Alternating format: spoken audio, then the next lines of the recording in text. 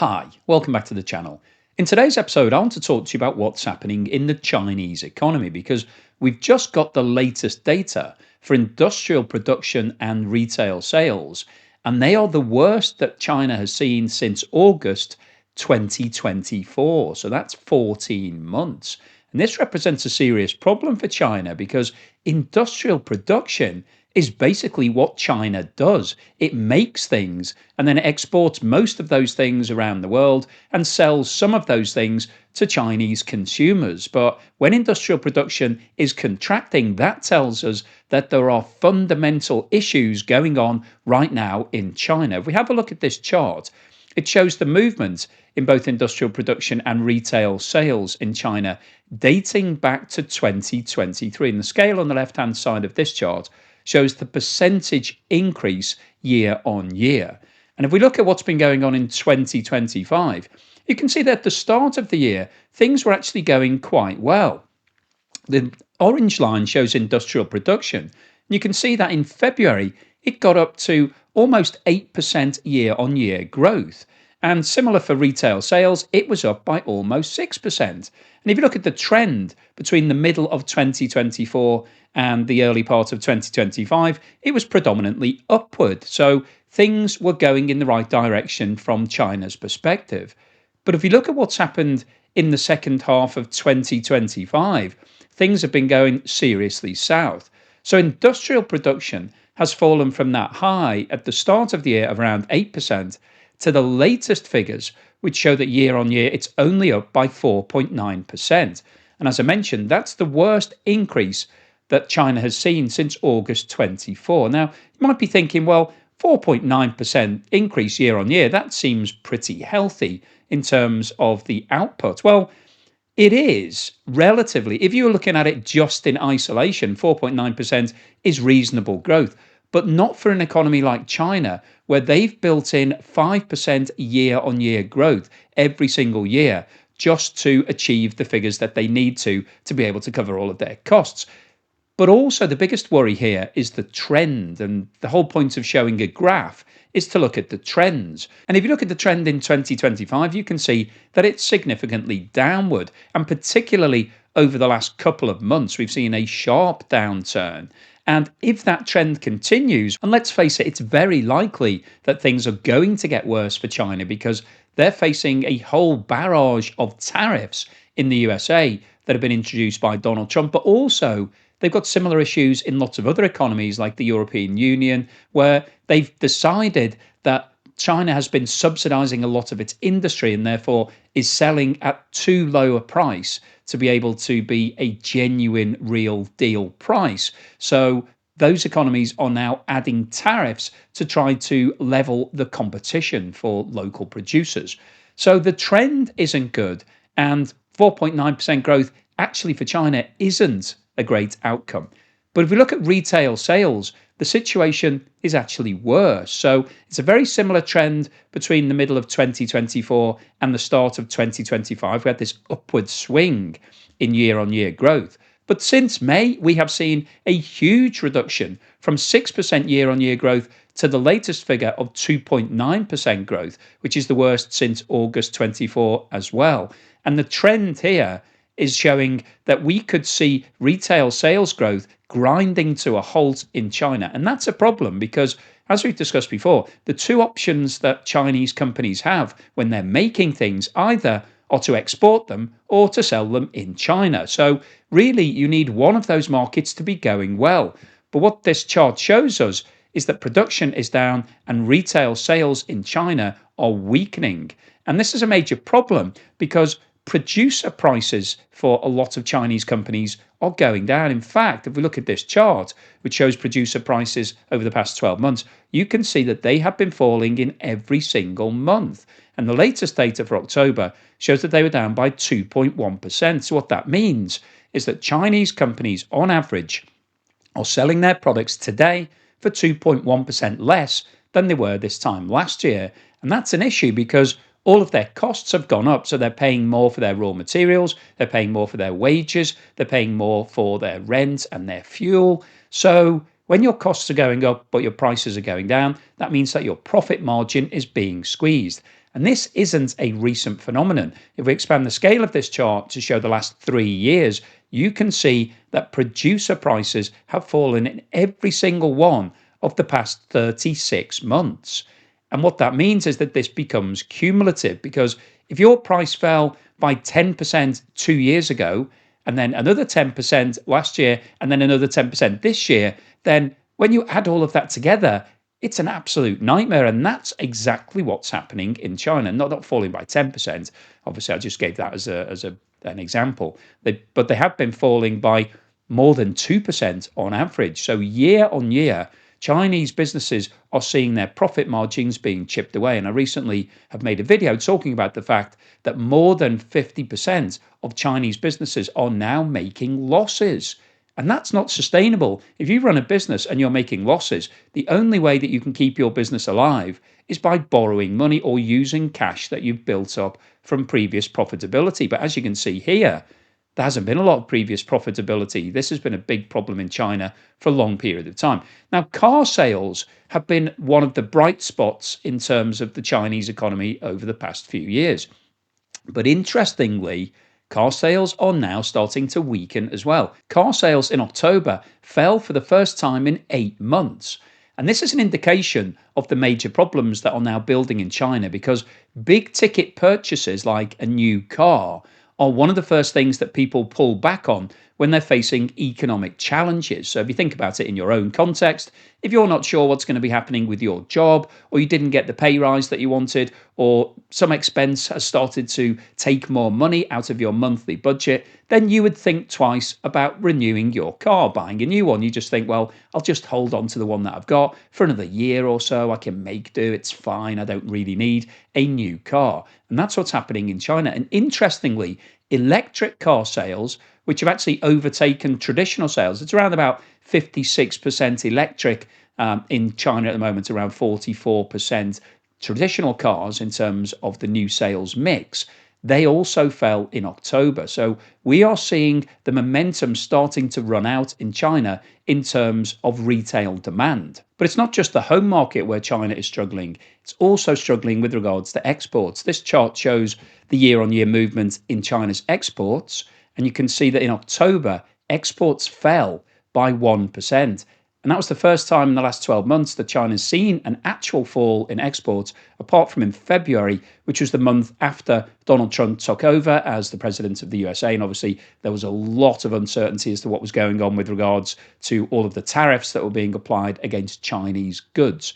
So when China has falling exports, that's bad news. And if we look at what's happening with imports, you can also see that there was a significant slowdown to 1% year-on-year growth in October. And the reason why imports are important is because a lot of Chinese businesses are importing raw materials, which they then use in their manufacturing processes before sending off the finished goods all around the world. So when the level of imports falls, it tells us that companies are pulling back on their purchases. They're not gearing up for a major boost to the year-end numbers. In fact, it's quite the opposite. I think it's likely that we'll see a further slowdown.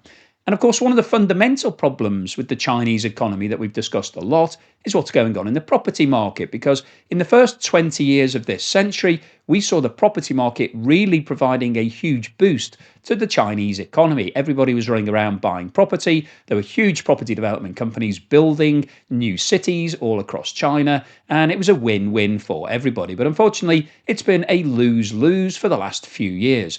And this chart shows the year-on-year change in house prices and also the month-on-month change in house prices dating back to 2020. And you can see that back in 2020 and to a certain extent in 2021, things were still going quite well. But that was the time when the Chinese authorities brought in the 3 red lines, which were basically rules that stopped property developers from taking on too much debt. Most of those property developers failed those 3 red line tests, and so therefore were not able to continue accessing huge amounts of capital from the banks, and then a lot of them got into difficulty and started going bankrupt. And at that time, the blue line crossed over the 0 line here, so we started to see house prices falling in China, and that's been the situation since the start of 2022. And you can see that in 2024, things got really bad. We saw house prices falling year on year by around 6% towards the end of 2024. Things have improved a little bit, but we're still seeing year on year falls in house prices. And similar to what we talked about for producer prices, this has a cumulative impact because if prices fell by 2% last year and then they fall by another 2% this year, then roughly speaking, they're down by 4% over the last 2 years. And when you compare that to what's happening in many other markets around the world, we've seen significant growth in house prices over the past few years. So China is operating in a very different environment, mainly because firstly, there was an oversupply of property. So there was too much new property being built. And therefore, a lot of people were buying their property for investment purposes because they thought the prices would only ever go up. And so this was a good way of making money. You bought a property, it went up in value, and you felt more wealthy. But unfortunately, the opposite happens when prices fall. And that's what's been happening over the past few years. And that's why consumers in China have lost their appetite for property. Because if you buy a property and then it goes down in value, the last thing that you would want to do is buy another property. There's absolutely no way you'd want to because you'd be nursing your losses.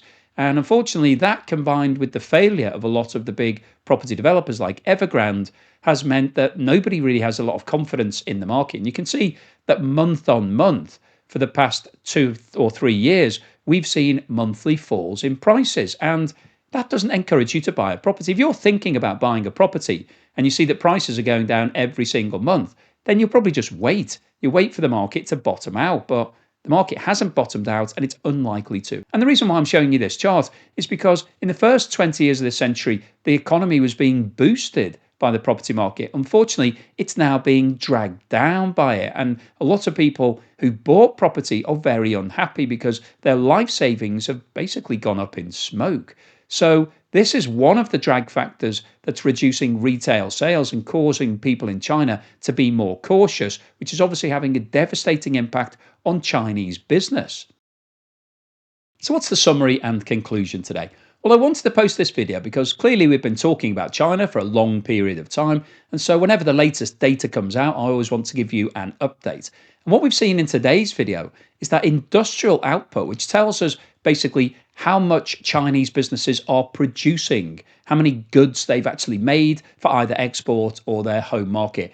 That is now slowing down significantly. The year on year growth is the lowest that's been seen in China since August of last year, so for 14 months.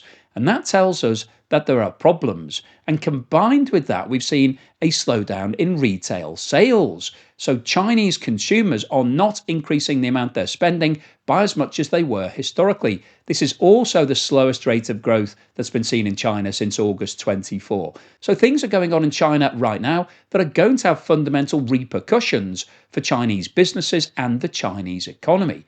And what we've also seen in today's video is that even markets such as the new car market, which has really been bolstering the Chinese economy over the last few years, has started to slow down. It's actually seen the lowest level of growth for 8 months. So that tells us that there are issues going on in China, but there's also problems with regards to the export markets. We've talked about this a lot with regards to the biggest single market that China exports into, the USA. There are now a lot more tariffs on Chinese goods. So we had the 30% tariff that was announced initially, then it went up to over 100%, and it's still moving around. Nobody really knows exactly what those tariffs are because it changes almost on a weekly basis.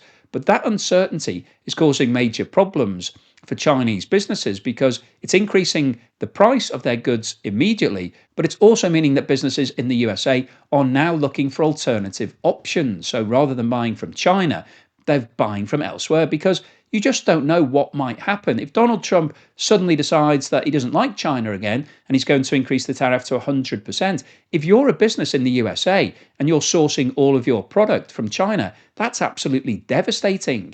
So a lot of businesses are now changing their supply chains. They're trying to source things within the USA or from other countries that don't have as high a tariff as China. So this is having a long-term impact on China's exports. But it's not just the USA that are undertaking these sort of deals.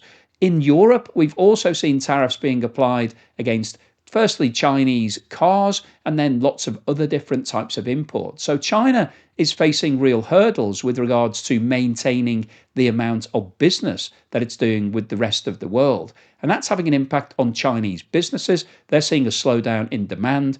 But more importantly, we're seeing producer prices crashing in China. Over the past 3 years, Chinese businesses have seen a constant erosion in their prices. They're selling things today at significantly lower prices than they were 3 years ago. And that's a problem because their costs are going up. So profit margins have been squeezed, and over 50% of businesses in China are now banking losses. Now, that is not sustainable because the only way that you can fund that is basically borrowing from the banks. So all these companies are taking on more and more debt at a time when they're not liquid, they're not solvent. Because if you're making losses, you can't even cover the interest on your loans, never mind paying back your loans. So China is holding on, hoping that things turn around. But when you look at the prospects, it doesn't look like it's going to do it anytime soon because things are getting more difficult internationally and the home market is still struggling. Now, we haven't talked about deflation today, but China has been struggling with deflation across the board in terms of prices are struggling to increase. And until China breaks out of that cycle, then producer prices won't go up. And when you look at what happened in Japan, they were in a deflationary cycle for around 10 years. So this could prove to be a major issue long term for China, which could have really devastating impacts on the Chinese economy. So it will be fascinating to see what happens in the rest of 2025 because hitting that growth target of 5% GDP that China has set for every single one of the last few years is now looking very unlikely. So hopefully you've enjoyed today's video, you found it useful, informative and thought-provoking. If you have liked what I've said, then please give me a thumbs up.